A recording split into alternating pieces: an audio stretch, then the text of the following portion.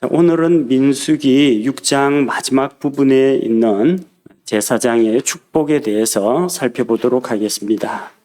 하나님께서는 이스라엘 자손을 축복하게 하셨습니다. 그들은 복을 받을 자들이다. 그래서 제사장으로 하여금 이스라엘 회중을, 이스라엘 민족을 축복하게 하셨습니다. 축복이라는 말은 빌축자, 축원하다, 빌축자의 복자를 사용하고 있습니다. 그래서 이것은 자기보다 더 높은 권능을 가진 자에게 복을 내려주시기를 구하는 것을 축복이라고 합니다. 하나님께서 너를 축복하시기를 원한다.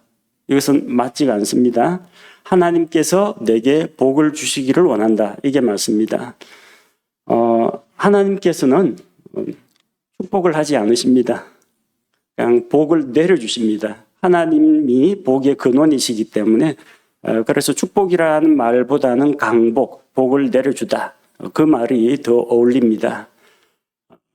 만약에 하나님이 누군가를 축복한다고 하면요, 하나님이 자기보다 더 높은 어떤 존재에게 이 사람에게 복을 주십시오 하고 기도하는 게 됩니다. 근데 하나님보다 더 높으신 분이 없잖아요.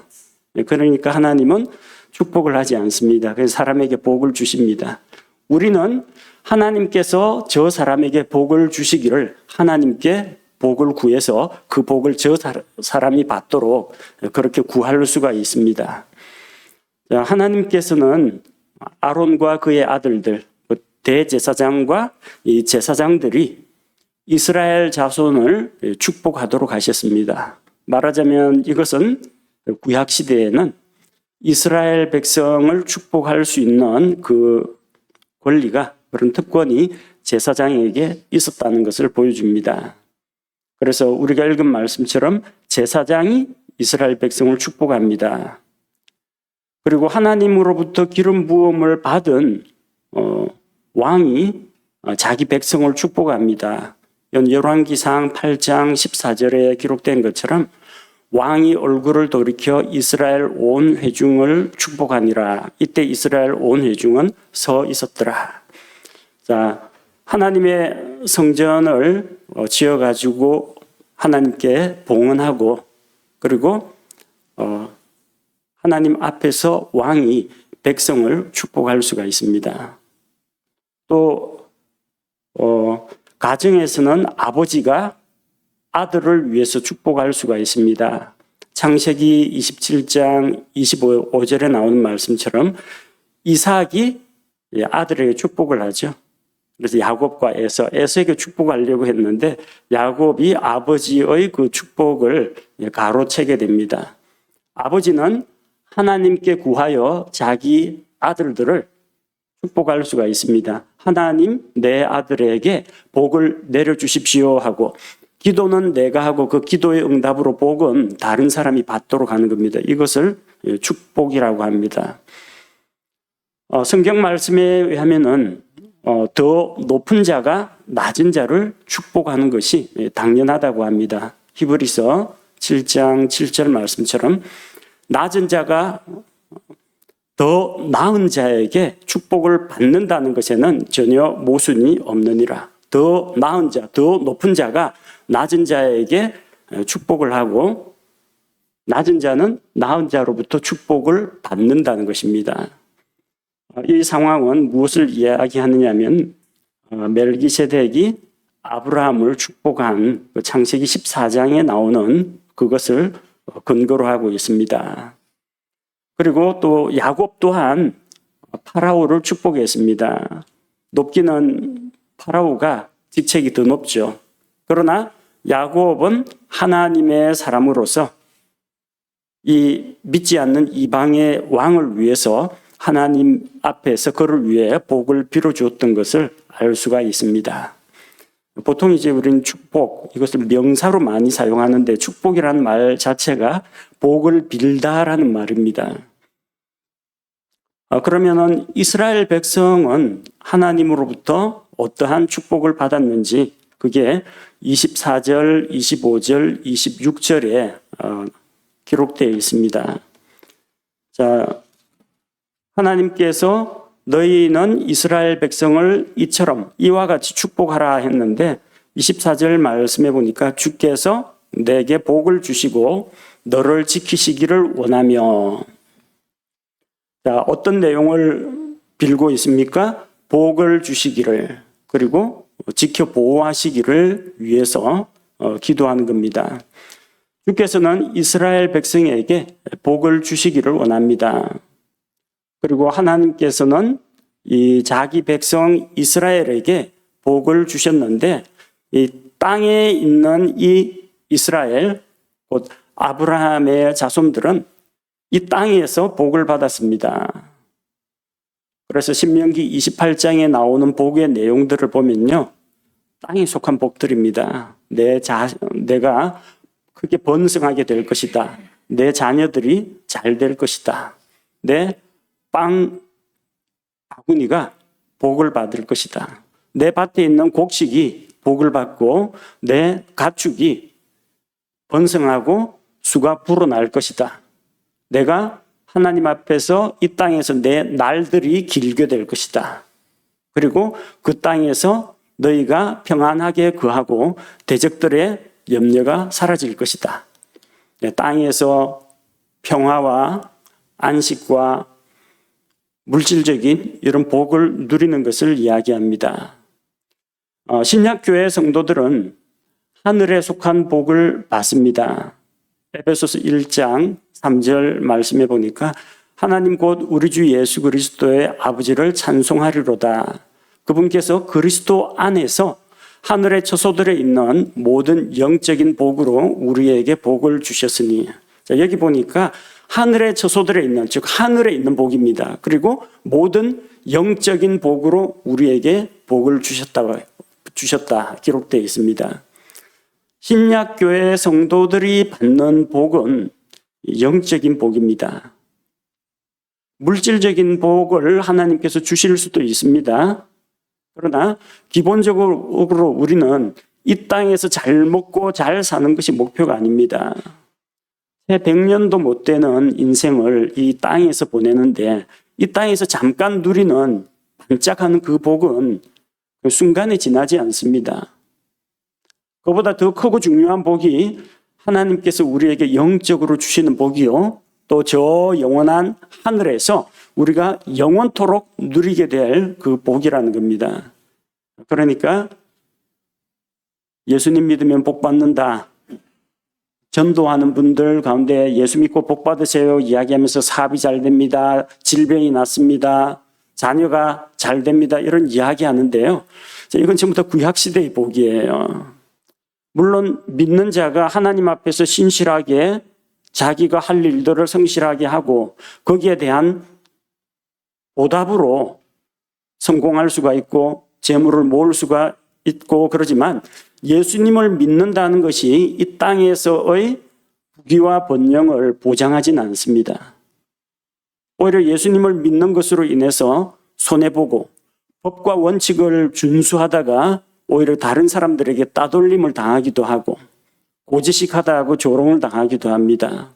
예수 믿는 것 때문에 편법이나 불법이나 이런 것들을 하지 못하기 때문에 다른 길만 걷다가 다른 사람들보다 뒤처지는 그런 경우도 있습니다. 그러나 우리는 그런 것에 개의치 않습니다. 이 세상이 주는 그런 물질적인 복보다 더 중요한 복이 있다는 겁니다.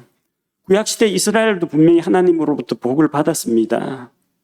그러나 그보다 더 중요한 것은 하나님으로부터 오는 영적인 그런 복입니다. 그리고 복과 함께 하나님의 보호를 받습니다. 주께서 이스라엘 백성을 지키고 보호해 주시기를 기도했습니다. 신명기 32장 10절 말씀해 보니까 그분께서 그를 사막 땅에서와 피폐함이 부르짖는 광야에서 찾아내시고 그를 인도하시며 가르치시고 자신의 눈동자같이 지키셨도다. 이스라엘 백성이 광야 생활을 하는 동안에 하나님께서는 자기 백성을 보호해 주셨습니다.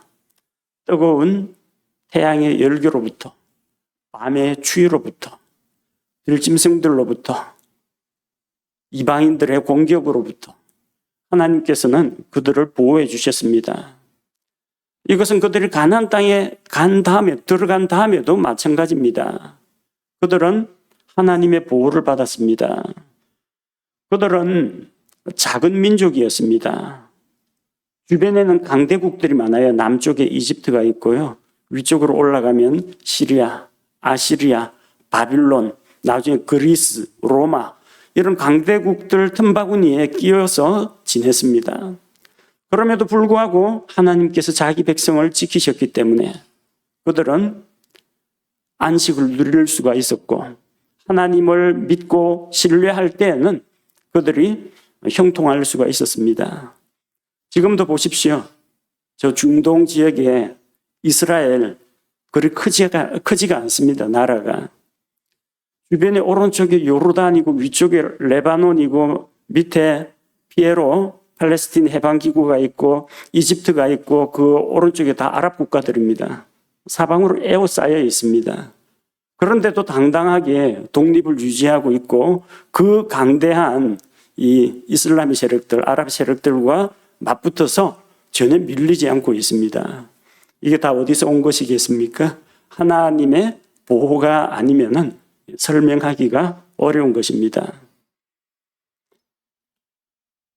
그리고 25절에 또 어떤 복을 빌고 있습니까? 25절 말씀해 보니까 주께서 자신의 얼굴로 내게 빛을 비추사 내게 은혜 베푸시기를 원하고 주의 얼굴을 비춰주시기를 구하고 있습니다. 여기서 얼굴은 페이스라고 나와 있습니다. 그 얼굴을 이스라엘 백성에게로 향해 주시기를 얼굴로 빛을 비춰주시기를 원하는 겁니다. 주의 얼굴에는 밝은 영광의 광채가 있습니다. 마태복음 17장 2절 말씀에 보면은 예수님께서 3명의 제자들을 데리고 높은 산에 올라가셨습니다. 그걸 우리가 변화산이라고 부르는데 그들 앞에서 모습이 변하심에 그분의 얼굴이 해같이 빛나고 그분의 옷이 빛같이 희게 되었더라. 그렇게 기록하고 있습니다. 이것은 예수님께서 지상사역을 하는 동안인데 마태복음 16장 마지막 구절에서 예수님이 제자들에게 약속하셨습니다. 여기 있는 사람들 가운데 사람의 아들이 자기의 왕권을 가지고 임하는 것을 볼 자들도 있다고 했습니다. 그리고 바로 17장으로 넘어가서 예수님께서 왕권을 가지고 오실 때의 모습이 어떠한지 변화산에서 보여주신 겁니다. 그것은 제자들에게 잠시 보여주신 거예요. 실제로 그것을 본 사람은 요한계시록 1장에서 사도 요한이 보았습니다. 얼굴에 광채가 나고 빛나게 하얀 옷을 입으신 분, 영광 가운데 있는 예수님의 모습이 그러했다는 겁니다. 구약 성경에서도 하나님을 표현할 때 하나님이 어떤 우리와 같은 이 형체를 가지고 있는 분은 아닌데 옛적부터 계신 분께서 the ancient 대문자입니다. 옛적부터 계신 분께서 앉아 계시는데 그분의 머리털은 어떻고 그분의 입은 옷은 어떠하고 묘사하고 있는데 밝고 환한 영광 가운데 있는 하나님의 모습을 묘사하고 있습니다. 그 하나님께서 그 영광스러운 얼굴을 이스라엘 백성에게 돌려서 얼굴빛을 비춰주신다는 겁니다. 이스라엘 백성에게로 얼굴빛을 비추신다. 그것은 하나님께서 이스라엘 백성을 향하여 보신다는 겁니다. 이것은 하나님과 아주 원만한 교제가 이루어지고 있다는 것을 보여줍니다. 만약에 이스라엘 백성이 죄를 지으면요, 하나님께서 고개를 돌려버리십니다. 주께서 고개를 돌리고 얼굴을 숨기십니다. 신명기 31장 17절 말씀해 보면은 이스라엘 백성의 죄들로 인해서 하나님께서 분노하게 되실 때 그들을 버리고 내 얼굴을 그들에게서 숨긴다고 했습니다. 이건 하나님께서 그들을 외면하신다는 이야기예요. 그런데 얼굴을 이스라엘 백성에게 그 얼굴을 빛을 주신다는 것은 마주 보면서 교제한다는 뜻입니다. 죄인들은 하나님을 가까이 할 수가 없습니다. 하나님을 볼 수가 없습니다. 하나님께서 사람들을 향하고자 하지만 우리의 죄들이 우리와 하나님 사이를 갈라놓고 마치 해는 항상 그 자리에 있는데 먹구름이 끼면 보이지 않는 것처럼 두꺼운 죄의 장막이 하나님과 우리 사이를 갈라놓으면 주의 얼굴의 밝은 빛이 우리에게 도달하지 않습니다. 그래서 사람들은 하나님이 어디 계시냐? 하나님을 우리가 볼 수가 없다. 왜 볼 수가 없어요? 죄 때문에 그렇습니다. 하나님이 안 계신 게 아니라. 그런데 하나님께서 우리에게 그 얼굴 빛을 비춰주신다. 이스라엘 백성에게 빛을 비춰주신다. 중간에 가로막고 있는 죄의 장막이 사라지고 하나님과 우리가 대면하여 교제할 수 있다는 것을 이야기합니다. 이것은 대단히 놀라운 특권입니다. 죄인들은 주의 얼굴을 떠나 숨어 피하고 그분의 영광을 볼 수가 없습니다. 창세기 4장 14절에 나오는 가인을 보십시오. 주께서 이날 지면으로부터 나를 쫓아내셨사온즉 내가 주의 얼굴을 떠나 숨으리이다. 주의 얼굴을 마주 대할 수가 없어요. 죄인들은. 그래서 주를 피하여 숨게 되는 겁니다. 하나님과 얼굴을 마주 대한다는 것, 대면하여 교제한다는 것은 하나님께서 우리에게 허락하신 큰 복입니다. 자, 그리고 또 어떤 복이 있습니까? 은혜 베푸시기를 원한다고 했죠. 주께서 이스라엘 백성에게 은혜 베푸시기를 원한다.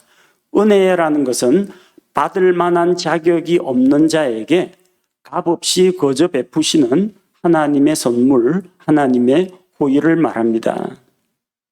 하나님께서는 이스라엘 백성을 불러주셨습니다. 저기 갈대아 우르에 있는 아브라함을 불러내셨습니다. 그로 하여금 민족을 이루게 하셨습니다. 이스라엘 백성을 이집트의 그 압제에서 건져내 주셨습니다. 광야 생활 가운데에서 인도하시고 필요한 모든 것들을 공급해 주셨습니다. 이 모든 것이 하나님의 은혜입니다. 하나님의 선물입니다. 값없이 거저 주시는 선물입니다. 이스라엘 백성은 이미 하나님의 은혜를 받았는데 제사장은 다시 축복합니다. 주께서 내게 은혜 베푸시기를 원한다. 그리고 그 은혜가 그들에게 임하게 된다는 것입니다. 그리고 26절에 또 기도 내용이 나오죠. 주께서 자신의 얼굴을 내게로 향하여 드사 내게 평강을 주시기를 원하노라 할지니라 하라. 자, 주의 은혜와 평강을 구하고 있습니다. 주의 얼굴을 내게로 향하여 드시고 그리고 평강을 주시기를 원한다고 했습니다. 주의 얼굴은 두 번째 나오는 얼굴, 아까 앞에 나온 얼굴은 페이스고 두 번째 나온 단어는 카운트넌스입니다. 페이스는 물리적인 신체, 우리 지금 여러분 손으로 만져지는 이 페이스, 이 낯을 이야기합니다. 카운트넌스라는 것은 그 얼굴과 함께 얼굴빛, 얼굴에 나타난 분위기, 태도 등을 이야기합니다. 그래서 이야기할 때 무슨 낯으로 나를 찾아왔느냐 할 때는 이 페이스, 낯을, 얼굴, 신체를 말하는 게 아니라 무슨 낯짝으로 무슨 염치로 그런 의미가 됩니다. 그리고 얼굴이 화끈거린다. 피부에 열이 난다 그런 게 아니라 체면이 손상되었거나 부끄럽다 그런 의미로 사용됩니다. 나를 대하는 얼굴빛이 달라졌다. 이때 카운트넌스입니다.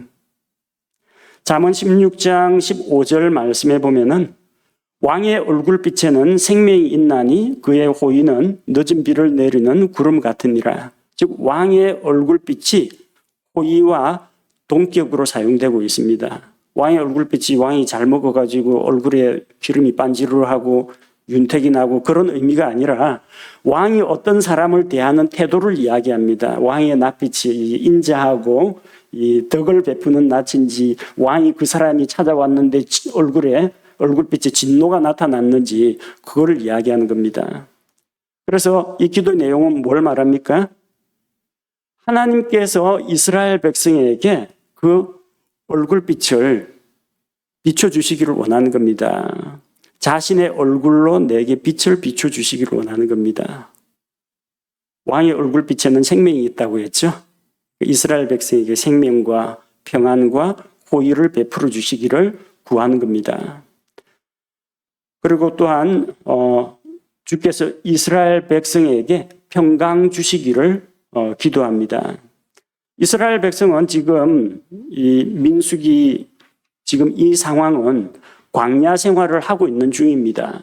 아시다시피 광야에는 많은 것들이 부족합니다. 먹을 것도 부족하고 마실 것도 부족하고 그쳐도 안정된 집이 아니라 이 바람에 휘날리는 게 천막입니다. 모든 자원들이 부족하고 낯설고 길은 험하고 피곤한데 그 이스라엘 백성에게 주의 위로와 평안이 필요했던 것입니다. 육체적으로 힘들고 또 고달픈 그런 상황이지만 하나님께서 그들을 마음속에 평안을 주시고 그들을 위로하시고 약속의 땅을 향하여 나아갈 수 있는 소망을 주시기를 구하는 것입니다. 그리고 이렇게 주의 이름으로 복을 빌 때 하나님께서는 그들에게 복이 임할 것이라고 하셨습니다. 27절 말씀처럼 그들이 내 이름을 이스라엘 자손 위에 둘지니 그리하면 내가 그들에게 복을 주리라. 자기 백성에게 복을 주신다고 약속하셨습니다. 주의 이름을 이스라엘 자손 위에 둔다고 했습니다. 이것은 무슨 말이냐면 주의 이름 아래에 이스라엘 자손이 있다는 겁니다. 위치를 잘 보십시오. 주의 이름을 이스라엘 자손 위에 두라고 했습니다. 그럼 이스라엘 자손은 주의 이름 아래에 있다는 겁니다. 즉 이스라엘 자손은 주의 이름의 보호를 받으며 주의 이름의 권능 아래에 있으며 주의 은혜 아래에 있으며 주의 이름으로 불리게 된다는 것을 이야기합니다. 신명기 28장 10절 말씀에서 땅의 모든 백성들이 내가 주의 이름으로 불리는 것을 보고 너를 두려워하리라. 이스라엘 백성은 어떻게 불렸습니까? 이스라엘 백성? 이집트에 있을 때는 노예 민족으로 불렸겠죠. 그런데 하나님께서 시내산에서 언약을 맺으시고 자기 백성으로 삼으셨잖아요. 그래서 그들은 뭐라고 불립니까? 주의 백성이라고 불립니다. 혹은 주를 자기 하나님으로 삼은 백성, 주를 믿는 백성, 주의 소유된 백성, 주의 소유 이스라엘 이렇게 불립니다. 즉 이스라엘 백성, 이스라엘 민족 위에는 주의 이름이 있고 그들은 주의 이름 아래에서 하나님께서 주시는 그런 복을 누리게 된다는 겁니다. 이사야 43장 7절 말씀 보니까 곧 내 이름으로 불리는 모든 자라 내가 내 영광을 위하여 그를 창조하고 그를 지었으며 참으로 내가 그를 만들었느니라. 이 앞쪽에 이사야 43장 앞쪽에 나오는 말씀을 보면은 오 야곱아, 오 이스라엘아 하나님께서 그렇게 부르고 있습니다. 이사야 43장의 문맥은 하나님께서 자기 백성 이스라엘을 사랑하시고 그들을 위해서라면 다른 민족들을 희생시키기까지 하고 그들이 불 가운데로 지나갈 때도 하나님께서 친히 그들과 함께 하시고 보호하신다는 그 문맥에서 이야기합니다. 그래서 내 이름으로 불리는 자라고 했습니다. 이스라엘 백성은 주의 이름으로 불렸습니다. 여러분은 과연 주의 이름으로 불리고 있습니까? 그래서 여러분이 만약에 예수쟁이 소리를 듣고 있거나 다른 사람으로부터 정말 크리스찬이시군요 이런 이야기를 듣는다면은 그건 참으로 복된 이야기입니다. 많은 사람들이 혹시라도 사람들한테 조롱을 당하거나 소외당할까 봐 자기가 그리스도인이라는 것을 직장이나 인간관계 만남 속에서 숨기고 사는 경우가 많습니다. 그러나 우리 위에 주의 이름을 두고 나는 그리스도인, 뭡니까? 크리스찬, 그리스도를 닮은 사람이라는 뜻입니다.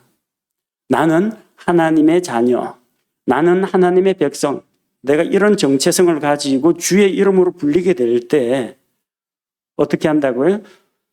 세상 모든 사람들이 우리를 보고 존중하고 두려워하게 된다고 했습니다.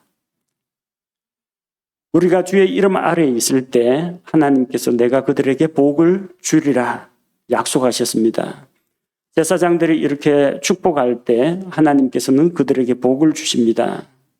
제사장들이 주의 이름으로 이스라엘 자손을 축복하면 주께서 응답하신다고 약속하셨습니다. 자, 그러면 도대체 제사장들은 언제 이스라엘 백성을 축복했을까요? 성경에 나오는 기록들을 찾아보면요. 이스라엘 민족의 큰 명절들 있을 때, 그 다음에 이제 하나님의 언약궤가 들어오고 어떤 집회를 열었을 때, 그때 제사장들이 하나님께 찬양을 올리고 이스라엘 백성을 축복했다라는 그런 기록들이 있습니다. 이 이스라엘 자손을 향한 이 축복은 오늘날 많은 개신교에서 하는 축도하고는 다릅니다. 축도는 예배의 한 순서로 들어가 있어요. 그러나 레위기 어디를 읽어봐도 어떤 사람이 죄 헌물 바치고 번제 헌물 바치고 화평 헌물 가지고 왔는데 이거 희생제사 끝나고 나서 축복했다 그런 이야기는 없어요. 예배는 무엇입니까? 하나님께 올려드리는 겁니다. 예배는 받는 거 아닙니다. 예배는 복 받는 거 아닙니다. 예배는 하나님께 올려드리는 거예요. 우리가 축복을 받는 그런 자리가, 우리가 복을 받는 자리가 아니에요. 하나님께서 영광 받으시는 게 예배입니다. 다만 하나님에게 이 경배를 드리면서 우리가 하나님을 생각하면서 또 말씀을 깨달으면서 마음속에 평안을 누리고 기쁨을 맛보고 은혜를 누릴 수는 있습니다. 그러나 예배의 목적은 우리가 복 받자고 은혜 받자고 예배 드리는 게 아닙니다. 그 결과로 따라오는 거예요. 예배의 목적은 하나님을 높이고 하나님께 영광을 바치는 겁니다. 그게 예배예요. 복과 은혜는요. 그렇게 예배하는 자에게 결과물로 따라오는 것이지 복과 은혜가 예배의 목적은 아니라는 거예요. 그래서 우리 교회 예배 순서에는 축도라는 순서가 없습니다. 오로지 하나님께서 영광 받으시는 것에 모든 초점이 맞춰져 있습니다. 그런데 기독교 교계 안에는 로마 가톨릭의 영향으로 축도라는 것이 지금 들어와 있습니다.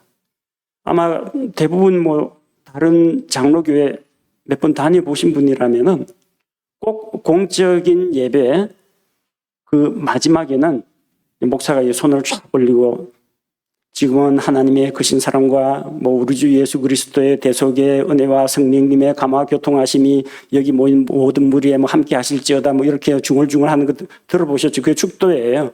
근데 그게 원래 교회 예배 순서에는 그런 게 없었습니다. 신약교회 시대에는 우리 여기 초대교회 시대에는 그런 내용이 기록되어 있지 않습니다. 이 축도라는 것은 이방 종교에서 신에게 뭔가를 바치면은 신이 보답으로 뭘 내려준다. 기복신앙에서 비롯된 것이었습니다. 이방 신에게 가서 절을 하고 빌고 그다음에 무당한테 이거 복채 갖다 바치고 하면은 역으로 이제 복 받으라라는 말을 한마디쯤 듣거나 이 복을 내리는 어떤 의식을 행합니다.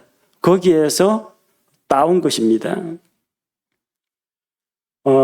로마 가톨릭에서는 사제들이 가톨릭 사제가 회중에게 강복, 복을 내리는 그런 의식을 합니다. 그래서 이 축도를 가리켜서 영어에서는 축복 기도니까 블레싱 같죠? 블레싱이 아닙니다. 베네딕션이라고 합니다. 베네딕션이라는 말은 베네, 좋은, 딕션이 할 때 말, 좋은 말, 축복의 말, 그래서 베네딕션이 아니고요. 로마 가톨릭의 베네딕트 교황의 이름에서 유래한 것입니다. 이 베네딕트 교황 때부터 생긴 거예요. 그 이전에 이런 제도가 없었습니다. 이 베네딕트 교황이 내세운 것이 사제와 평신도를 구분하기 위해서, 사제는 이 복을 내릴 수 있는 존재고 너희는 사제한테 가가지고 복을 받는 존재다. 그렇게 가르치기 위해서 이걸 갈라놓은 겁니다. 거기에서 이제 축도가 비롯되었고, 그리고 그 가톨릭에서 독립해서 나온 프로테스탄트, 개신교도 그 전통을 유지하고 있습니다. 침례교는 오로지 계속 한 길로 내려왔지 로마 가톨릭에서 독립한 단체가 아닙니다. 오로지 처음 초대교회부터 내려오는 신앙은 침례신앙이었습니다. 그게 침례교회라는 이름으로 자리 잡은 건 아니었지만, 그런데 곁길로 빠져나간 것이, 즉 말하면 곁길로 빠져나가서 로마의 정치제도와 고대 바빌론의 신비종교와 이방인들의 풍습 이런 것들을 다 뭉뚱그려가 만든 게 로마 가톨릭이라는 거예요. 로마 가톨릭이 정로에서 벗어난 겁니다. 근데 그 로마 가톨릭에서 뭐 칼빈이나 뭐 마틴 루터나 이런 사람들이 탈출해서 나온 것이 그게 개신교입니다. 그래서 침례교는 프로테스탄트라고 부르지 않습니다. 우리는 곁길로 나간 적이 없고 그대로 침례 신앙이 우리 믿음의 조상들로부터 계속 내려왔기 때문입니다.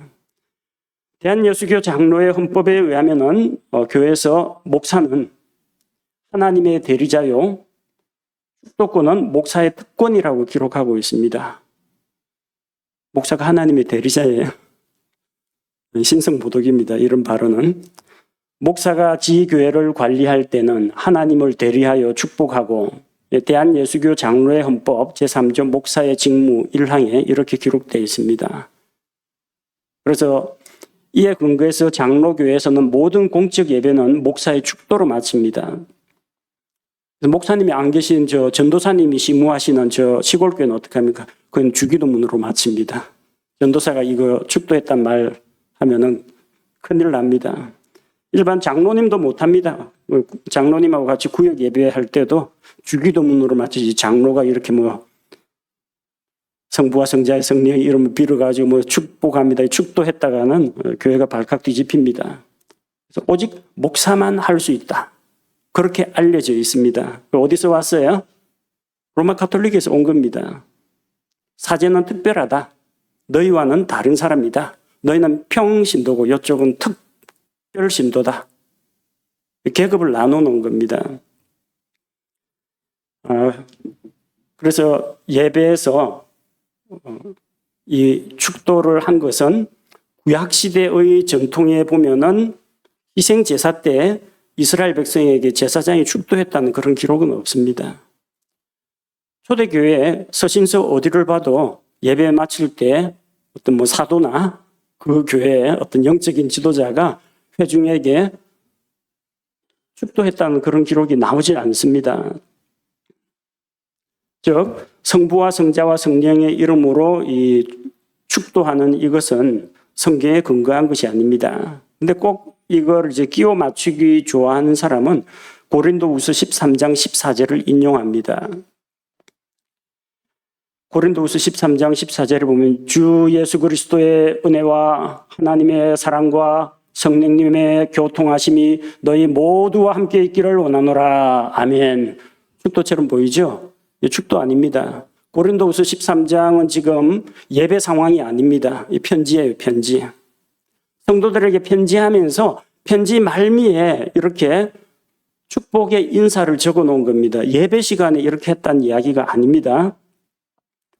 많은 사람들이 이것을 축도의 근거로 생각하는데 바울은 지금 고린도 교회의 성도들하고 예배드리고 있는 그런 상황이 아니라는 겁니다. 작별 인사로서 하나님의 복이 너희들에게 임하기를 원한다. 그러면서 기록한 것입니다. 민수기 6장 24절에서 26절 나오는 말씀은 하나님께서 이 제사장들에게 이스라엘 회중을 축복하라고 주신 말씀입니다.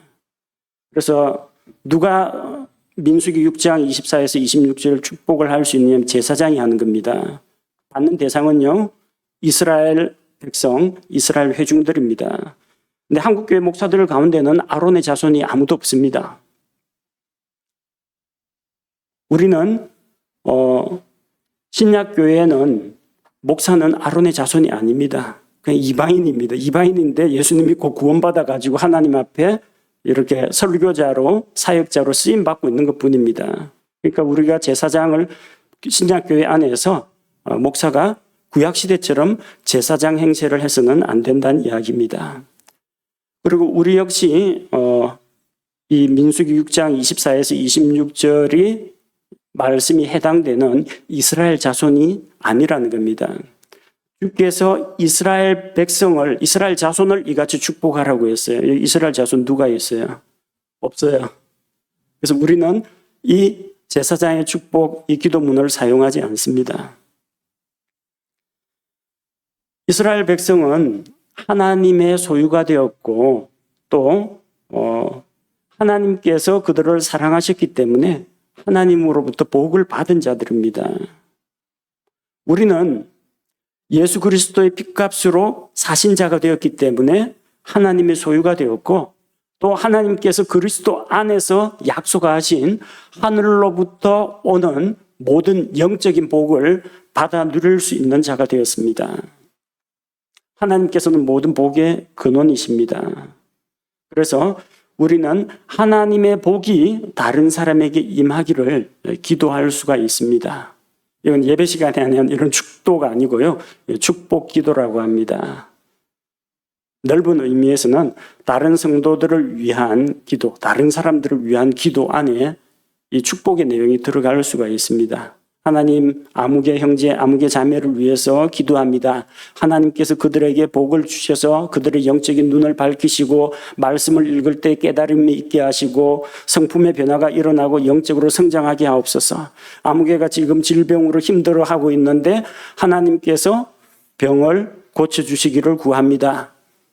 이것이 그들을 위한 기도요. 그 안에 하나님의 복이 그 사람에게 임하기를 구하는 내용이 들어 있습니다. 굳이 축복 기도 받으러 어디 찾아가야 되고 하는 그런 게 아닙니다. 우리가 누리는 복은 어떤 것입니까? 하늘로부터 온 영적인 복, 영원토록 빼앗기지 않는 복, 하나님께서 주신 구원과 영원한 생명이 있습니다. 또 하나님께서 우리의 기도를 들으시고 기도 응답을 주시는 것, 하나님을 아버지라고 부를 수가 있도록 우리를 자녀 삼아 주신 것, 성경 말씀을 통해서 우리를 영적으로 성장시켜 주시는 것, 말씀을 통해 내게 깨달음을 주시는 것, 영적 전쟁에서 승리하게 하시는 것, 또 장차 우리가 부활과 이 천국에 참여하는 그런 자가 된 것, 이 모든 것들이 우리에게 주신 영적인 복입니다. 물질적인 복도 하나님께서 필요한 자에게는 필요한 만큼 선물로 주십니다. 그러나 그것은 필수사항이 아닙니다. 하나님께서는 어떤 자는 부하게 하셔서 사용하시고 어떤 자는 가난한 가운데에서 그대로 사용하시고 어떤 자는 건강한 가운데 그 건강을 사용하시고 어떤 자는 연약함과 질병 가운데에서 하나님의 능력과 하나님의 은혜를 깨닫게 하십니다. 모든 사람이 예수 믿는다고 해서 누구든지 예수님 믿기만 하면 질병이 낫고 사업이 잘 되고 부자가 되고 그런 걸 누가 주장한다면은 그것은 성경의 올바른 원리에서 벗어난 것이라는 것을 기억하시기 바랍니다. 우리는 더 나아가서 왕가의 제사장으로서 아직 믿지 않는 자들에게 하나님의 복을 나눠줄 수가 있습니다. 복음 전도를 통해서, 기도를 통해서 그들이 예수 그리스도를 믿고 이 하나님께서 주시는 하나님의 이름 아래에 그들이 들어오고 하나님의 은혜 아래 들어오도록 전도하고 그들을 위해 기도함으로써 우리 복을 나눠주는 그래서 복의 통로가 될 수가 있습니다. 함께 기도하겠습니다. 하나님 아버지, 구약 시대의 이스라엘 백성은 하나님의 복을 받은 백성이었고 제사장이 또 그들을 축복하여 하나님께서 이스라엘에게 복을 주시도록 은혜 베풀어 주시도록 평강을 주시도록 하나님께 기도한 것을 살펴보았습니다. 오늘날 예수님을 믿고 하나님의 백성이 된 우리 신약교회 성도들에게는 하나님께서 하늘에 속한 모든 영적인 복으로 우리에게 복을 주셨고 또한 우리가 복의 근원이신 하나님을 증거하며 사람들에게 그리스도 안에 있는 이 복을 나누어주고 복을 전할 수 있도록 해 주신 것을 감사를 드립니다. 언제 어디서든지 하나님의 백성답게 살아가게 하시고 하나님으로 인하여 하나님의 이름으로 인하여 우리가 하나님의 영광을 드러내는 삶을 살아가도록 우리를 사용하여 주시고 아직 하나님의 복을 누리지 못하는 자들에게 생명의 복, 구원의 복을 나누어 주는 자가 되게 하옵소서. 예수님 이름으로 기도합니다. 아멘.